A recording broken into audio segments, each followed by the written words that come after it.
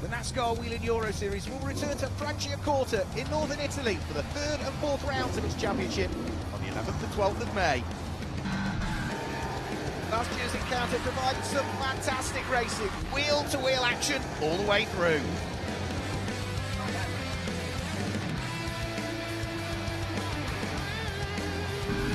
Always run wide. There's lock brakes and they're still side by side. A little bit of contact, and there's more contact. He's put him into a spin. It's another win and more championship points.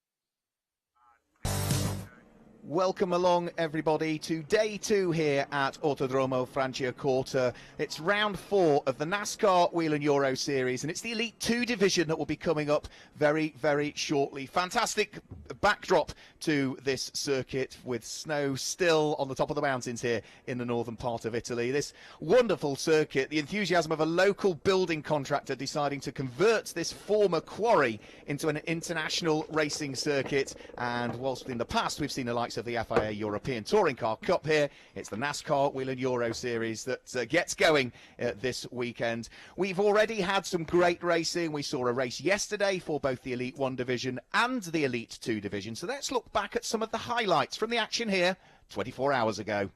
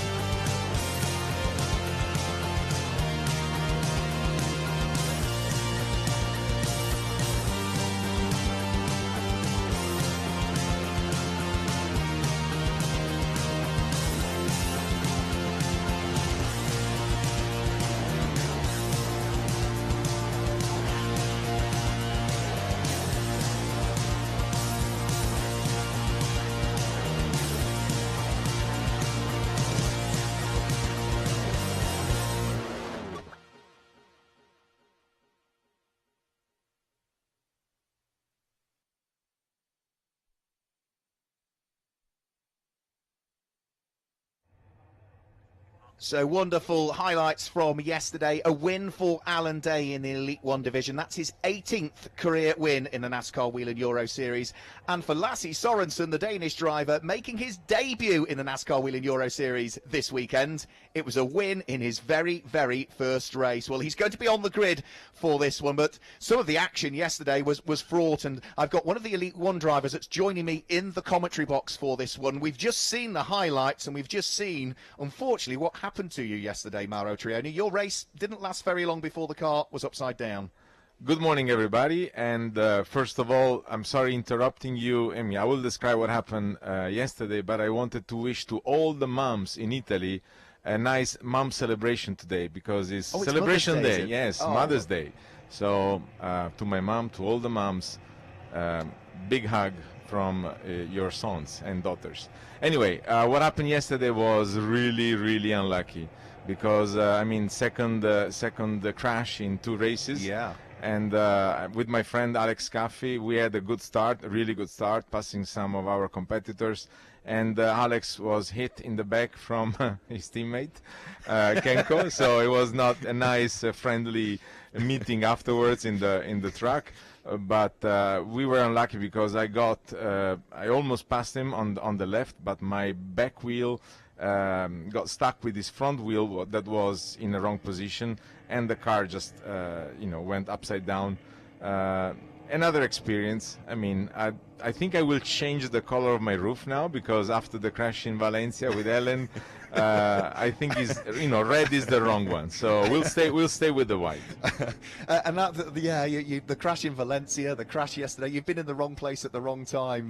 But it was nice to see that you were okay. It was a soft rollover. You switched the engine off straight away, so there's no real damage to the car, which meant that it was able to come out in the Elite 2 race later on. Exactly. So I have some experience, so I know that when you flip over, the first thing you need to do is to avoid, fire and other things. That is the real danger with this kind of stuff, is to stop the engine right away.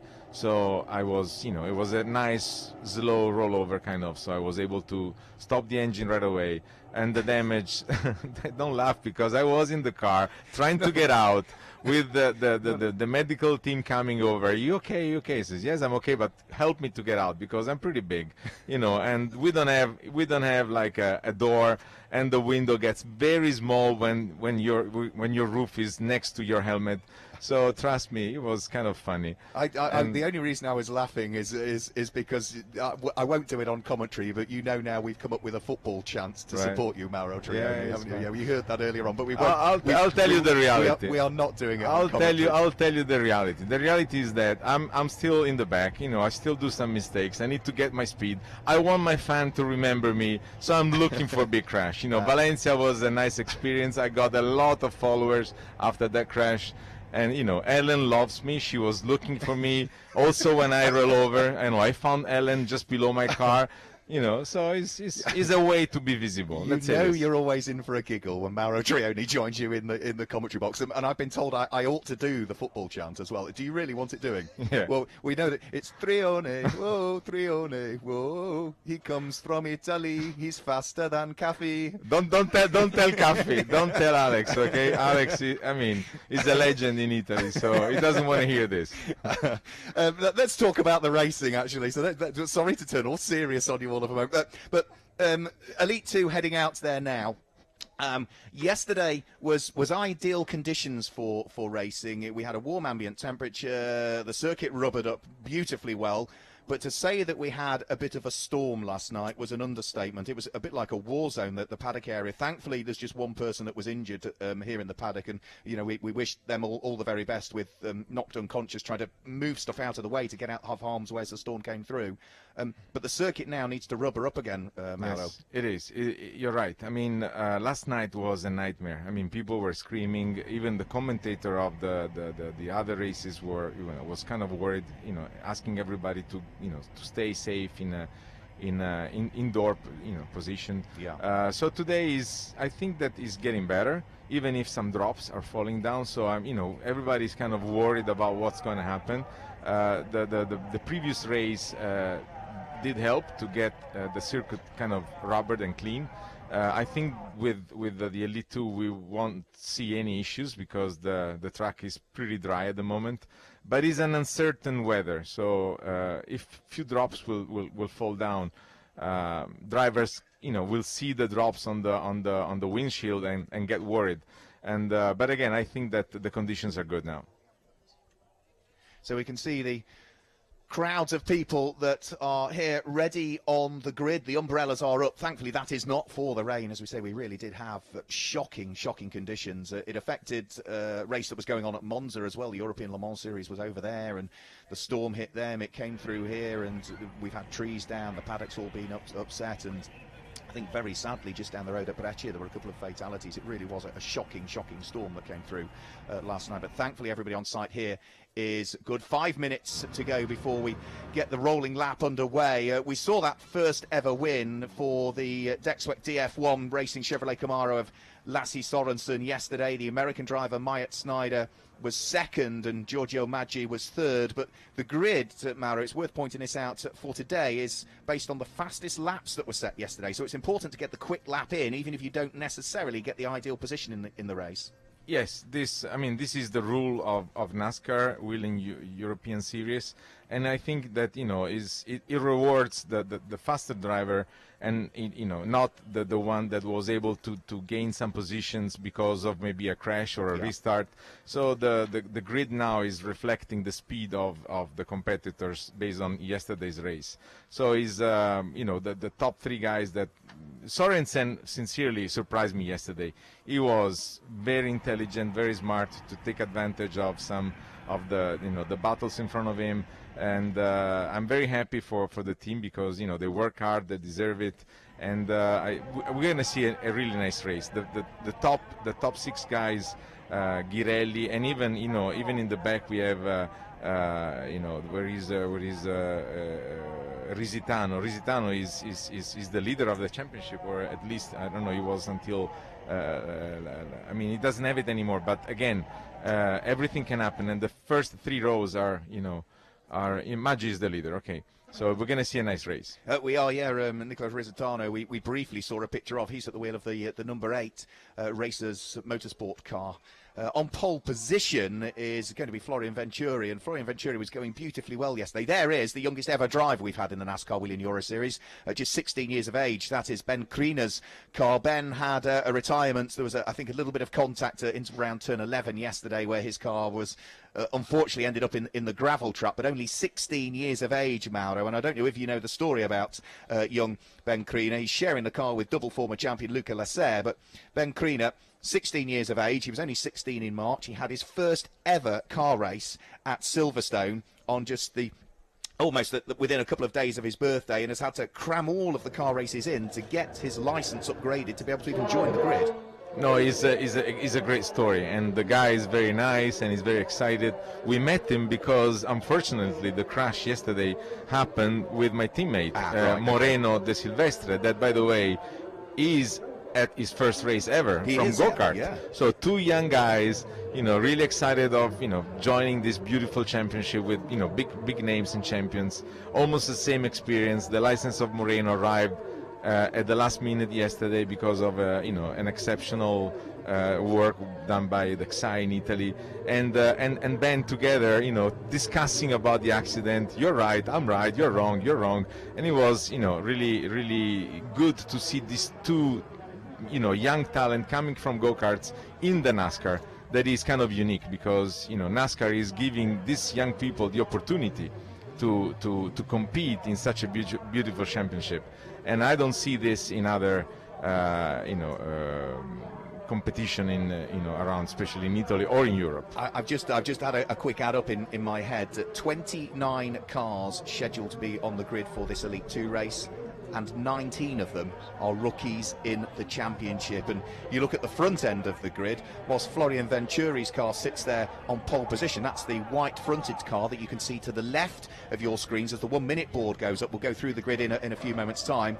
He's the only driver on the front 3 rows of the grid that is not a rookie. So we've got lots of rookies, but we've got lots of very quick rookies. Quick run through the grid then. We can see to the right of your screens now, it's sort of white and black with flashes of yellows. You can just see the mechanic chatting to Florian Venturi. He sits there on pole position, was leading the race yesterday, had ignition problems and retired in that race. So it was a big hit in his championship. Alongside him, another driver who retired in yesterday's race, the very quick American for PK Carsport, Andre Castro, who was leading the race, just got passed by the race winner ultimately, which was Lasse Sorensen, but at that stage the car was starting to suffer problems, and Andre Castro retired right at the sharp end as well. So both retirees at the front end of the grid for this race. So you can see Andre Castro's car is largely black and grey and some day glow flashes to it. Row 2 of the grid, it's the number 50 Ford Mustang of Giorgio Maggi. It's black, you can see the red bumper, it's got the red, the white and the blue stripe sitting over the centre of it. He is a rookie, and alongside him you can see to the left of your screens the light green and green car of yesterday's race winner, Lasse Sorensen. So watch out for that Danish driver. The third row of the grid, back to the right hand side of your screen, number 48, red and yellow, that's the Ford Mustang of American Myatt Snyder. And the opposite side of the grid, the all black car, number 9, as off they head on their final formation lap, is Vittorio Gorelli. It's sort of orange towards the front and black at the tail end, you'll see as they pull away. We'll give you the 4th row of the grid. It is for Deck Swept Racing, the number 99 car in the hands of the very rapid German Justin Kuntz, the 21-year-old, sits alongside one of the more experienced drivers in the field, number 11. Great to see Bert Longines back in the championship. I don't think he's going to be doing the full season, but for a driver that finished 6th in the Elite 1 standings back in 2014, Bert was going well yesterday, but then had a spin and there was a little bit of contact, dropped him down through the order. So it didn't quite go to plan for him. And just to give you the 5th row of the grid, it's number 77 that sits there on the 5th row of the grid for Memphis Racing. The Swedish rookie, but he's got lots of experience in Swedish V8 Thunder cars. That is Freddie Hemburg, sits alongside what will be a gap on the grid now, because number 7, Martin Dubeck, is suffering from a little bit of an injury and has taken the decision not to race today. So the number 7 car will be absent from that row of the grid. So now is the time, Mauro, that you work hard, you warm the tyres, you warm the brakes, and you get ready for what is going to be, in the case of Elite 2, a 24-lap race. Is a special moment. I mean, you get kind of, your heart start beeping pretty fast. Franciacorta is a, let's say, kind of a small circuit, even if it's very nice to drive in. You start with the formation lap, and in a few seconds you are already ready to go.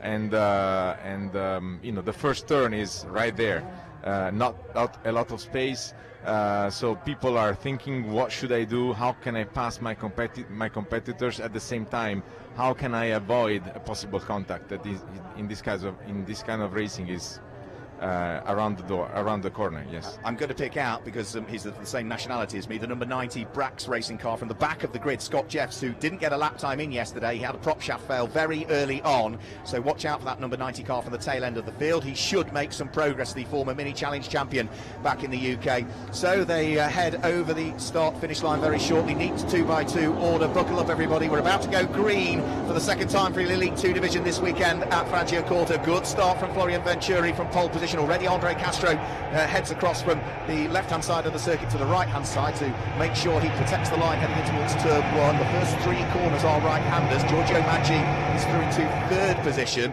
and it looks as though slotting through into 4th is going to be Myatt Snyder, wheel to wheel with Vittorio Gorelli, but the Italian has made it through and ahead of the American, and Myatt Snyder might come under pressure from Bert Longines' number 11 car that sits behind. Looks so everybody is safely through the first couple of corners, Mauro, and then they come up to this technical section at turn 6 and turn 7.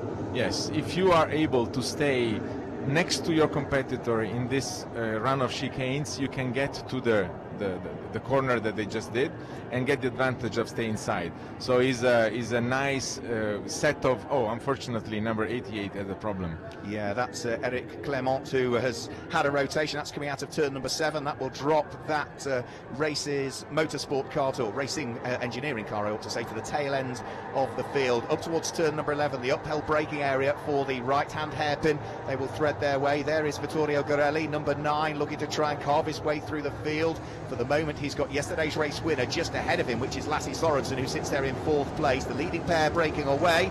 Andre Castro just showing the nose of the car to Florian Venturi on the approach towards turn 1, but he's too far away to try and make any progress. There is the American, number 48, Myatt Snyder.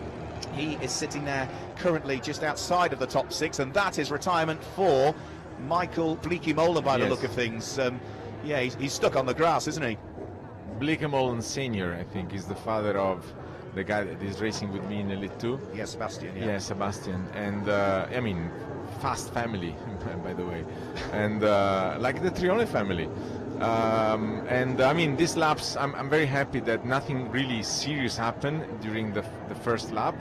That is the most dangerous one, and I think we're going to see a beautiful race now. Yeah, that's Michael Bleekemolen. So lots and lots of experience for him. Graduated right the way through to Formula 1 in sort of 77 and 78 when he was racing for the likes of Ram and ATS Formula 1 teams, but has got lots and lots of single-seater sports car and saloon car experience. Race still continues because the car is out of harm's way. No safety car required, at least as yet. Up towards the braking area for turn 11 they'll go. Number 48, Myatt Snyder, still in 6th place. He's still got Bert Longines behind him, while Snyder's trying to get through and past the leading Italian that we've got in the field at the moment, the number 9 car of Vittorio Gorelli. That's the black car but with the orange flashes down the side of it.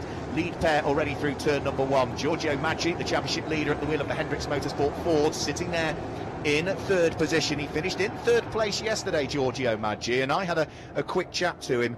he thought that he got a bit more pace to maybe work his way up through the order, but already he's thinking about the championship positions, and whilst he wants the wins, it's the points that become important, isn't it? Yes, I had the chat with him as well. I thought that, I have a Swiss license because I live in Switzerland, and his name is Italian, so I thought he was coming from Canton Ticino, so Italian speaking.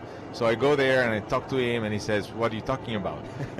He doesn't speak any Italian, and he told me, about what he wants to do, his goals. The good thing about this, as you mentioned before, Elite 2 now became a great, set of young drivers, rookie drivers, and this is what it should be. And you see, Elite 1 became, a great set of, older and more experienced drivers. We have also Jacques Villeneuve, Formula 1 champion. So the two grids are reflecting the spirit of what this should be. Elite 1 for, again, more experienced drivers, and Elite 2 for young, talented people that want to really go forward with their experience in NASCAR, and Maggi is one of them. And it works, doesn't it? Yeah, Giorgio Maggi is going to be one of several drivers in this field that will end up in Elite 1. And you look at Elite 1, there are so many former Elite 2 drivers that have worked their way up.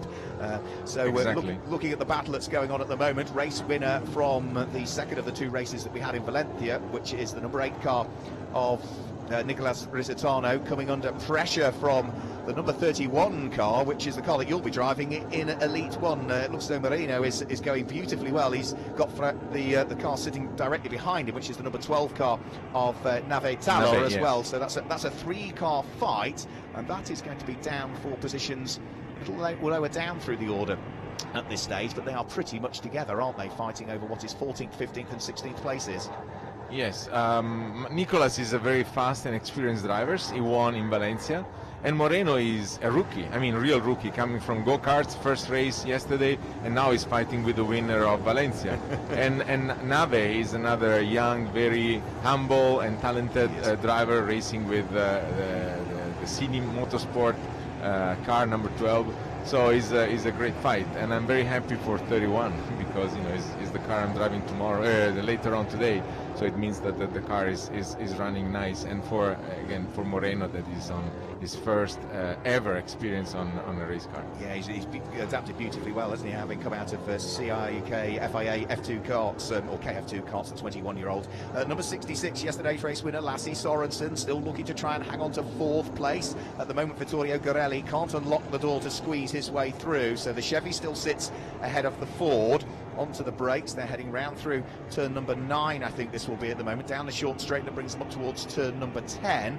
There's plenty of curb on the exit of the corner that you can take coming out of turn number 10. Not too much though, otherwise it might attract the attention of the race director. And then from there, can he get a tow on the run up towards turn number 11? He's having a quick look. Is he close enough? Not quite. Good driving from Lasse Sorensen. We saw that yesterday, didn't he? He just drove beautifully well, didn't make a mistake, and the result came his way. He's a guy from Northern Europe, so should be like Iceman, so cold enough to handle the pressure of Vittorio Ghirelli. That is another fast driver. I should mention that Vittorio was racing for Audi. I think was in the official loop of the drivers. So I'm happy to see how 66 Sorensen is handling the pressure. Not easy because Vittorio is pushing really hard. I can see already some contacts on the fiberglass of his car. I think we should follow this battle. Is going to be interesting. It's a good but battle. 66 is handling the pressure really well. He is for the moment. Yeah, it's still the Dane ahead of the Italian. I think I briefly just saw Eric Clement Big head mistake into the pit here. lane. Big mistake. But yeah, the slight mistake. That's probably the first mistake we've seen from Lasse Sorensen all weekend, and for the moment he got away with it there. But Vittorio Ghirelli is trying to get the overlap this time, heading out of turn number 10. He couldn't manage it on the lap prior, but he's a little bit closer this time to Lasse Sorensen. Defending on the run up towards the braking area for the chicane goes Sorensen, so Ghirelli's now going to try around the outside at 11, which would give him the inside line for turn number 12, but that's not going to work. So the pair of them are now getting caught by the car that sits behind, which is the Racing Engineering Ford in the hands of the American driver Myatt Snyder, who we've seen racing in the NASCAR Truck Series over the course of this season already. Had a very good result at Martinsville despite difficult problems in the early part of the race there. I think finished inside the top 6. So it's 2 cars fighting away for 4th and 5th, about to be joined by a 3rd car, in fact almost joined now by Myatt Snyder, and Myatt Snyder is bringing with him the PK Car Sport number 11 car in the hands of the Belgian as well, which is Bert Longines. So through turn 5 up towards a difficult braking area to turn number 6, Vittorio Garelli is trying everything. He's at his home NASCAR Grand Prix, he's the leading Italian, but at the moment, other than that one small mistake for Lasse Sorensen, Garelli is just struggling to find an opportunity to squeeze his way through.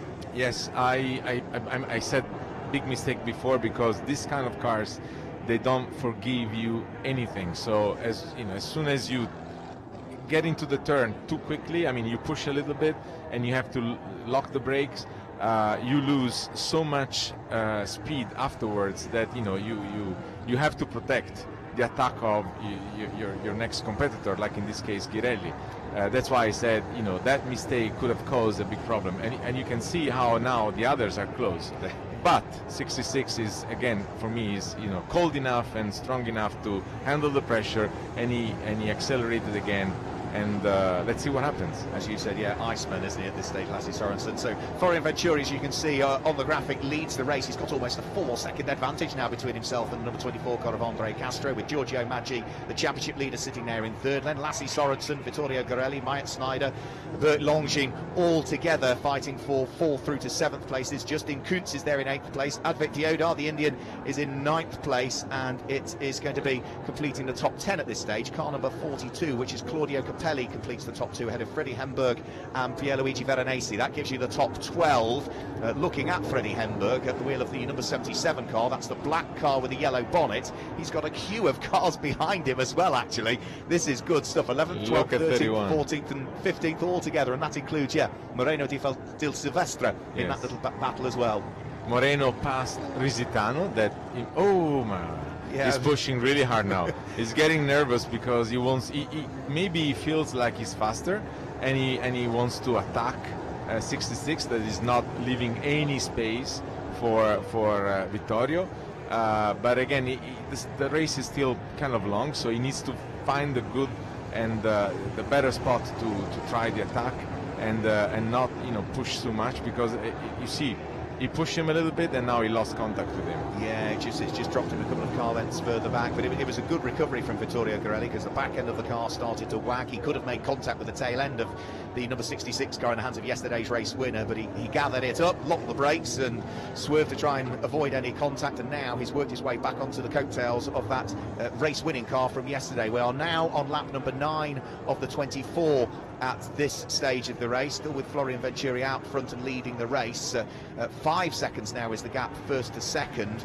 Here we are looking at the number 11 PK Car Sport Chevy in the hands of Bert Longines. He sits there in 7th place. The car ahead of him is the Ford of Myatt Snyder. The car behind is the number 99 car in the hands of Justin Kuntz, which is the sister car to this one here, Lasse Sorensen, who is still under pressure from Vittorio Garelli. So, as we saw yesterday, really, good fights going on through the order. Slight mistake was there by Myatt Snyder, who sort of ran out wide a little bit through turn number 11, and coming out of turn number 12, Bert Longines here might have a run on him. Look how Snyder is protecting the line, but the experience of Longines, very close. The experience of Longines, will give him, I believe, a little advantage in the fight, door to door. But Schneider is fast, and he has a very good car. I think he has also some experience and he's young. So let's see. This is a good match between young talent and a very experienced driver. Yeah, Myatt Snyder, who has gone beautifully well over in the States over the course of the last couple of seasons in the NASCAR Truck Series, the camping or Truck Series as it was known until the beginning of this season, of course, when the new title sponsorship took over. He's still doing a good job. They've had to work their way past the traffic there as well, and moving neatly out of the way was the car of Arianna Casoli. So she has now dropped off the lead lap of the race. Andre Castro still struggling to keep up with the pace of Florian Venturi. As you can see, the gap's now to 5.2 seconds, 1st to 2nd. But this is a good fight going on for 6th, for 7th and for 8th position. 3 separate nationalities altogether. The Belgian ahead of the American. sorry, the American ahead of the Belgian, and then the German Justin Kuntz closing in as well. Looks as though there's just a little bit of damage to the tail end of Justin Kuntz's number 99 car, isn't that? That right rear bumper just flapping away slightly. Yeah, you're right. By the way, I think Snyder has some issues with the balance of his car because he's always oversteering in some of the turns. That's why he's losing some speed in the exit, and that's why Bert Longin is trying to get some advantage. So I can see that maybe the tires are, these are the tires that they used yesterday in the race, and they are, maybe now they're gonna be at the end of their life, let's say this. So it's going to be interesting to see how the drivers can manage the fact that tires are not handling in the way they were handling yesterday. And so the balance of the car is important now, and Snyder is I believe is suffering a little bit of oversteering because of this. Yeah, so it's that sort of new combination, isn't it? The slightly softer spring they're running here on the front of the cars for this weekend, the new dampers that were introduced at the beginning of the season, General Tyre taking over as the control tyre supplier, and it's whichever team feel at this stage, still early on in the season, are finding the best combination of ensuring that what are 4 brand new tyres at the beginning of this weekend still remain in a reasonable condition as you've gone through qualifying, race 1 and race 2. So it's trying to find that balance and not overdriving the car. And for some of the drivers yesterday, they were hoping that there'd be safety cars in there as well, because they adjusted tyre pressures hoping there'd be a safety car, which there were for some of them, and that meant that as the safety car came out there, the tyres were able to get back down into that sort of prime area of tyre pressure again. And had the race had gone green all of the way, a couple of them said to me they would have struggled. They gambled at this circuit, there would be contact, there would be safety cars, and they got it yesterday. At the moment, we've gone green all of the way. Yeah, exactly. More laps for the tires, and but you see, this competition. I mean, this championship. These cars are unique. So Bert Longin was really close to Snyder and trying to attack him. Snyder made a small mistake, maybe because of tires, maybe because he get too fast in a turn, and now is Bert's turn. I mean, the situation can change in every moment, and this is why the competition is kind of fun for also for the spectators to watch.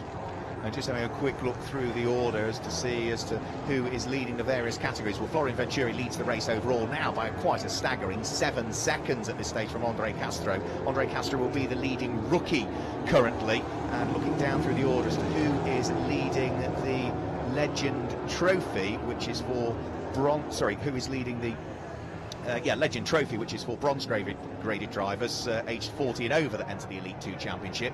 We have at this stage a leader of that being Claudio Capelli, in 10th position. I also mentioned at the very top of the programme, I said watch out for from the back of the grid, because he retired yesterday. He's a quick driver, didn't do many laps and the tyres would be in good condition. Scott Jeffs, who started in 28th position, and as you can see now on the graphic, is up to 15th place, gaining the most places in a race. It's worth noting, gained you 4 extra championship points this year. I know, I got them, and I was very kind of good, not lucky.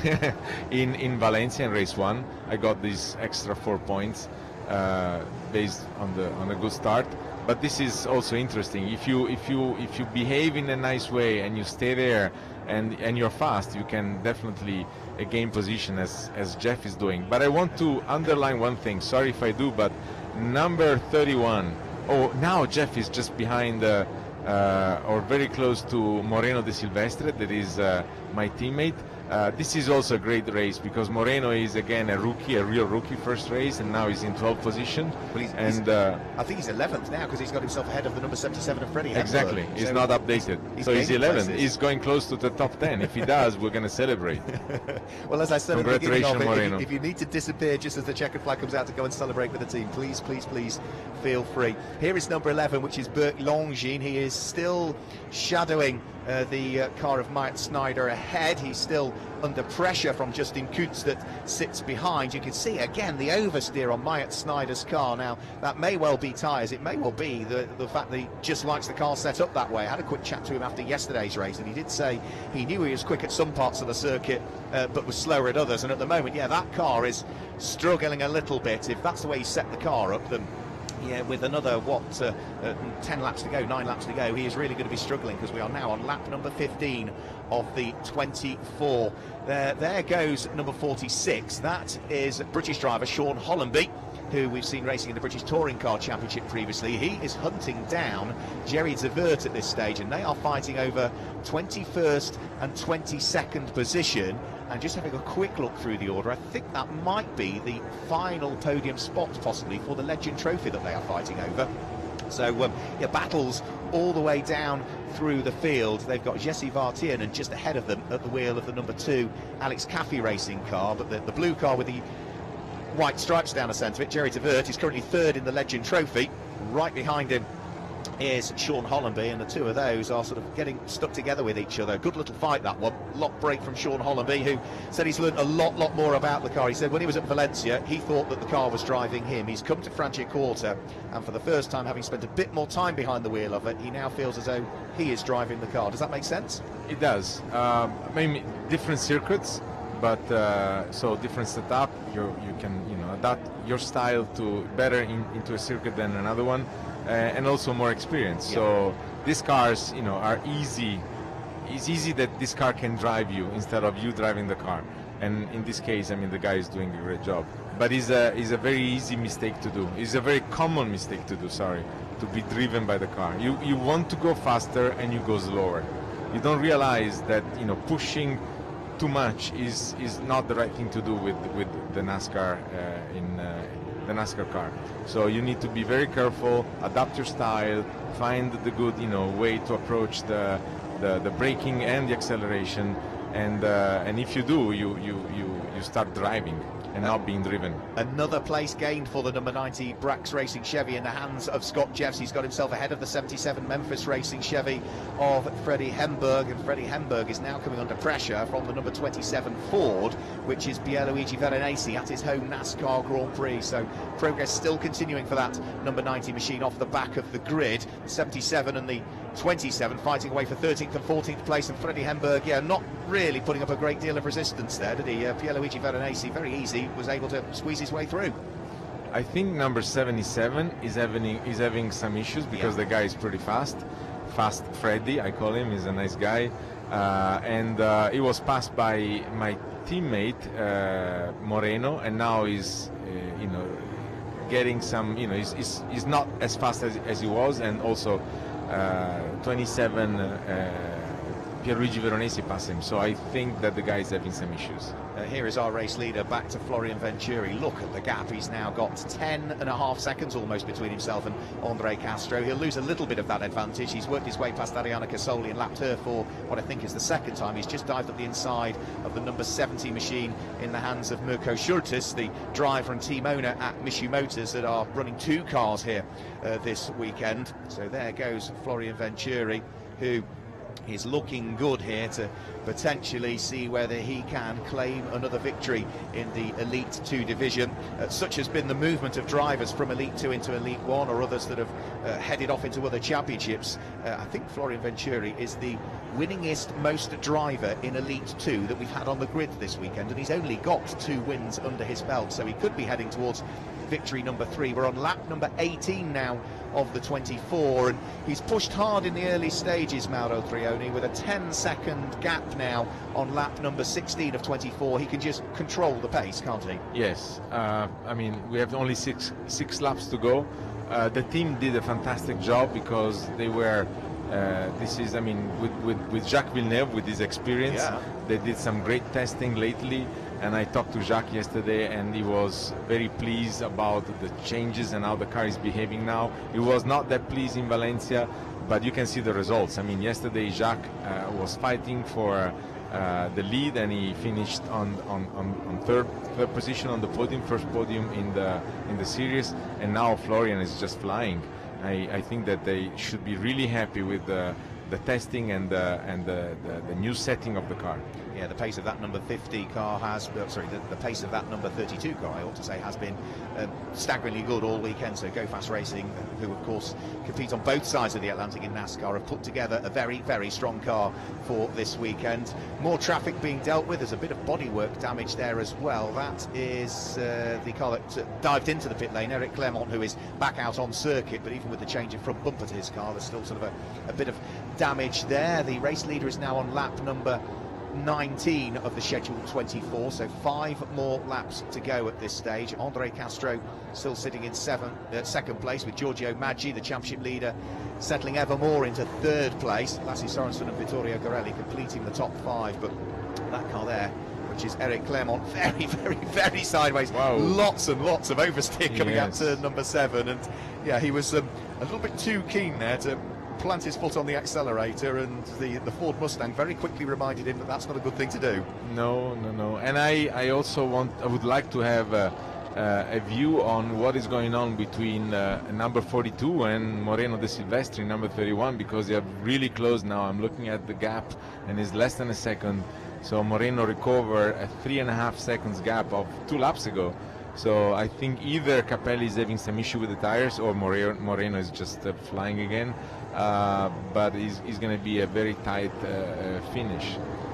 We look back at the fight for 7th and 8th place. Bert Longines has been looking in his mirrors all race long and has continually seen that Justin Kuntz is sitting there right behind him. Further down through the order, the number 12 car in 16th place of the Israeli driver Nave Tala, who is new to the championship this year. He's coming to join me in the commentary box for the race later on. Is fighting away with Thomas Krasunis, who is of Greek descent and has been racing previously in the Junior Saloon Car Championship over in the UK over the course of the last couple of seasons. There goes Nave to round and through turn number 11 up towards turn number 12, as Myatt Snyder, now at the wheel of the 48 car, works his way through the traffic. He is in a fairly lonely 6th place at this stage. He's 3 seconds behind Vittorio Gorelli now. He has also managed to put the slower traffic between himself and the number 99 car of Justin Kuntz, so the battle's just starting to calm down a little bit now. And there is Bert Longines, who has lost a place somewhere. He had been ahead of Justin Kuntz for a long period of time, but the number 11 PK Car Sport car is now down in 8th place, and I'm not quite sure whether he's got the car underneath him. Ideally he would like. As for the final podium spot, though, that is still very much up for dispute. The championship leader, Giorgio Maggi, at the wheel of the Hendricks Motorsport prepared Ford, has traffic ahead. He can't afford to be compromised because he's got Lassie Sorensen right behind him, and Lassie, of course, won yesterday's race. Lassie, as I said, it was a surprise yesterday. I went to their team and compliment for the job they're doing. I didn't really know him, and he's really strong. And I mean, going with at the end of the race with that, he's attacking now. He will attack number 50. That is, he has a very strong and balanced car. So the guy is somebody that we should follow for the rest of the season, because he's. It should be interesting. I think we will see him on top of the list in the next races. It wouldn't surprise me. He really has been remarkable over the course of this weekend. Say it is at the wheel of that number 66 car, his debut in the NASCAR Wheel and Euro Series this weekend, and he claimed a win yesterday. For the moment, he's still in 4th place, but looking to try and attack on the run up towards turn number 11. Giorgio Maggi just starts to move over to defend the line, then moves back to take the full line in.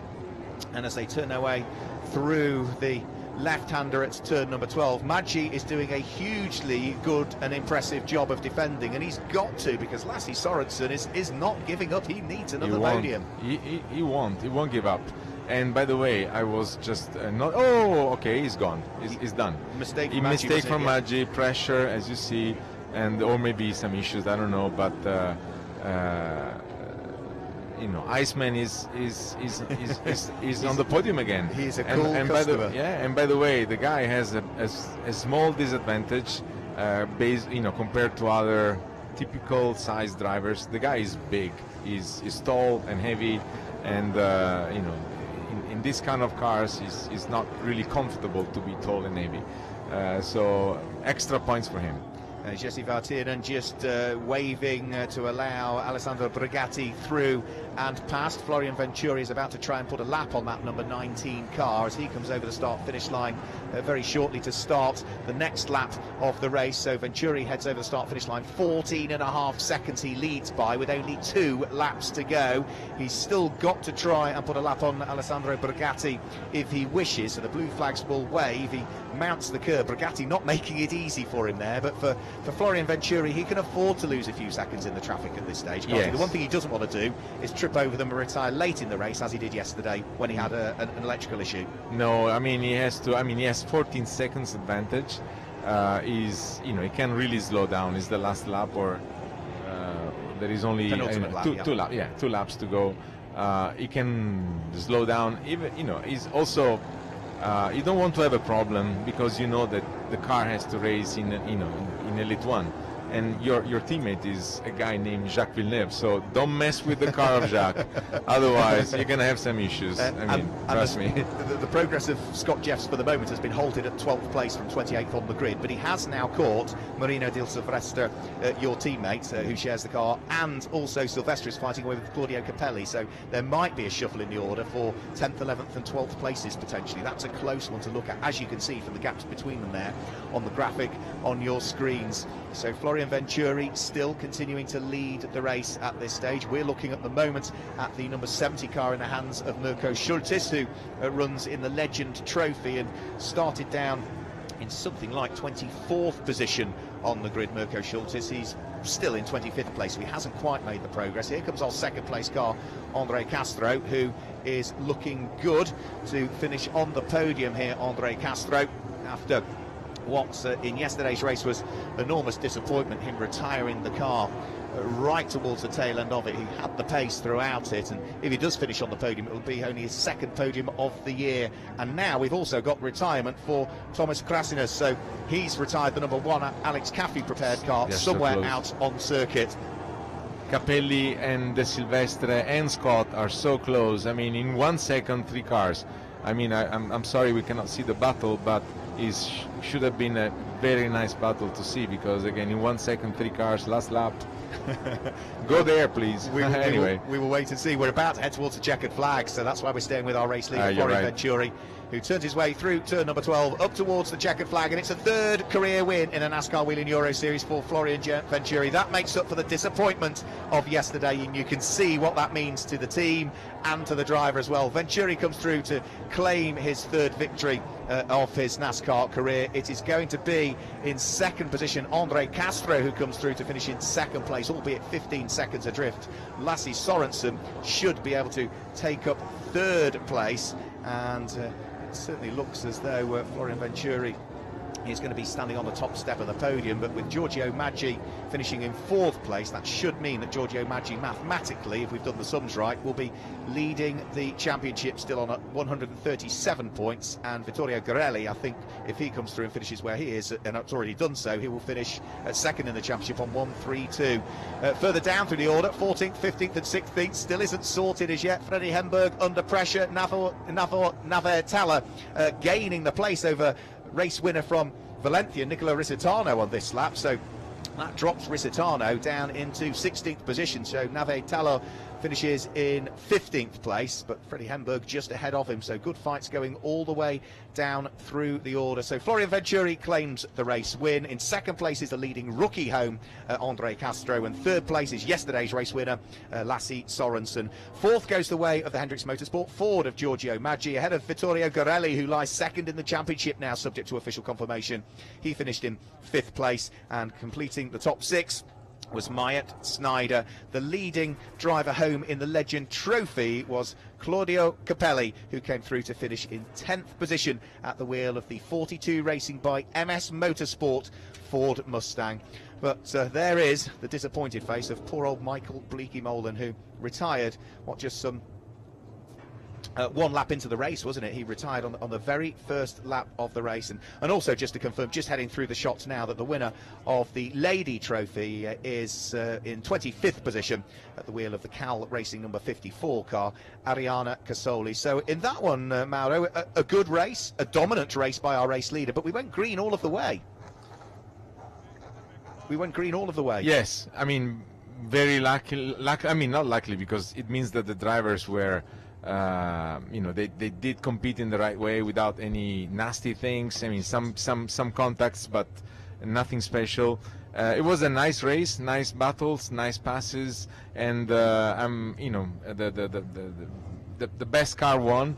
Again, they did a fantastic job with Jacques Villeneuve in the last testing session. So they set up the car in the right way. And again, congratulations to my teammate Moreno that finished away from the top 10 just 6 cents of a second. But again, it was a beautiful race overall. We can put him on the podium. We can have our own little unofficial podium because he's third. He's the third Italian home at his home NASCAR Grand Prix. So yes. we'll let him have that little podium. Yeah, last year was kind of, the rookie were not that many, but now it's all rookies. We have only 3 or 4 legends, and so it's very difficult to be in the rookie podium.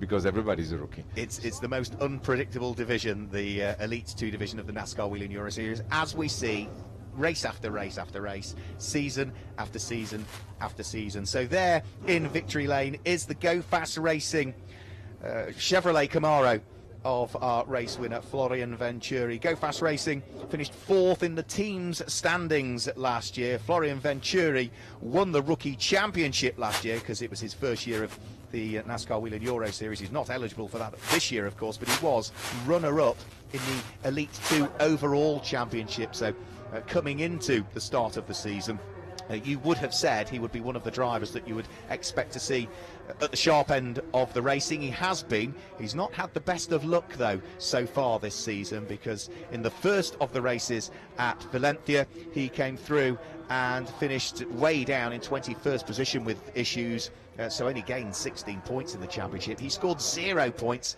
in the second of the races at Valencia, and of course yesterday had a retirement as well. So for a driver that arguably should be fighting for the championship, he's had the bad luck. Hopefully now this is the turning point for his season. Yes, the way points are distributed, every driver has a second chance, because even if you didn't get as many as you wanted in a race, you still have plenty of recovery that can happen in the future race. So the only thing you need to worry is to have a good setup, drive carefully, and you will recover immediately, almost immediately. So there we can see the reaction for Florian Venturi and the Go Fast Racing team, what it means to them, and in particular after those issues yesterday where Jacques is there hugging and kissing. My car is safe, I can race, good job. Yeah, I'm not congratulating you because you won, but just because the car is nice, the car is safe. Yeah, the 1995 Champ Car champion, of course, Indy 500 winner that year, the 1997 Formula One world champion Jacques Villeneuve sharing that car, and he will be, all joking aside, he will be happy that the car is in one piece, but he'll be hugely happy that Florian Venturi has finally got the monkey off his back, really. What's been a difficult start to the season for him. Congratulations to Florian, congratulations to the team. Again, I was just joking, but I'm not joking that much, because I still believe that every driver in Elite 1 and every driver in Elite 2, because on Saturday the 2 races are they inverted, yes. So every driver thinks that the car, in the conditions of the car, because the contacts are pretty common. So you want to race with a car that is in good shape. So of course you want to compliment your teammate, but also you're happy because your car is not damaged. A well-earned drink for the 18-year-old Frenchman who first cut his teeth, really, in single-seater racing. He finished 3rd in the Formula 4 French Championship back in 2017, so he made his NASCAR Wheel and Euro Series debut in 2018, and that victory now gives him 3 wins in his NASCAR career. We've already seen the scenes from the podium. We are going to hopefully be able to grab some quick reaction from him very shortly. We can see him just having another chat to the team members down there, but it looks as though we're not that far away from hopefully grabbing a word with him. We will grab other interviews. They will appear on Twitter and hopefully on Facebook as well in the coming hours So we'll grab the likes of Andre Castro, finished second, and of course won the rookie trophy as well. Lasse Sorensen, we'll grab a quick word with him as well for social media purposes, because he finished third overall in the race. Claudio Capelli won the Legend Trophy, so again we will grab a short, brief 60-second interview with him. But we can hopefully then grab those and post them on social media, on Twitter very, very shortly. Before that, let's talk to our race winner down in Victory Lane. Racing team, how do you feel? Oh, it's amazing, no? Yesterday it's very, very disturbing for me, for the team, yeah. So today I want, and after we want the team win the championship, the races, the Elite 2, Elite 1 championship. So it's a good vibes and way. What do you expect next time at Brands Hatch? Last year I won at Brands Hatch, so the same things. So for the team we will win, yeah, the good choice. All right, congratulations on your win on the Elite 2 round 4 here in Italy. Thank you. So great to hear from Florian Venturian, laying the gauntlet down for what he wants to do at the next round of the championship for the Elite 2 division. It will take place at Brands Hatch on the 1st and the 2nd of June. Cars being towed back into the pit lane. For you, Mauro, thank you for joining us. It looks as though a bit like Jacques Villeneuve, you've got a smile on your face. Yes. Because it was a good drive by Marino, but also equally as much your car's in one piece for your race later. Exactly, and I think that the white roof is what we need, because I mean, no crashes. Is the red one that is kind of, is not the lucky one. So let's see what happens to me in a couple hours. Yeah, we can see the white roof on the number 31 there in the Parc Fermé area. So thank you for joining us. Thank you very much. It was a pleasure, as usual, to be with you. Thanks a lot. Mauro Trioni there, and we wish him all the very best in his Elite 1 race later on over the course of the day. So that's it for the moment from Autodromo di Franciacorta, but that's not it for the weekend. Make sure that you are back with us for our final race of the weekend. The Elite 1 division are back out on circuit. Their race is scheduled to get underway at 2:30. We will be live online with that at 2:15 Central European summertime. And if you're listening in America, then thank you for joining us and getting up so early for the Elite 2 race. But you can go back to bed for a few hours or grab some breakfast, because we'll be back at 8:15 a.m. Eastern time if you're watching in the US. From Mauro Trioni, for myself, Mark Querrell, thanks for joining us at Franciacorta. See you later in the day. Good morning and welcome to Autodromo di Franciacorta. For round 6 of the 2000. Welcome to Circuit Zolder for the final round. The lights go out, the green flag flies.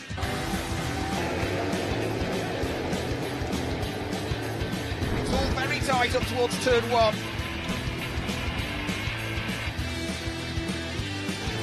Oh, it's close and there's contact.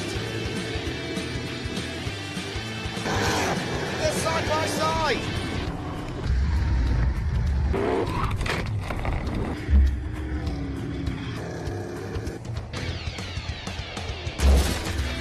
When the checkered flag falls and the race is done, there's always time for celebrations.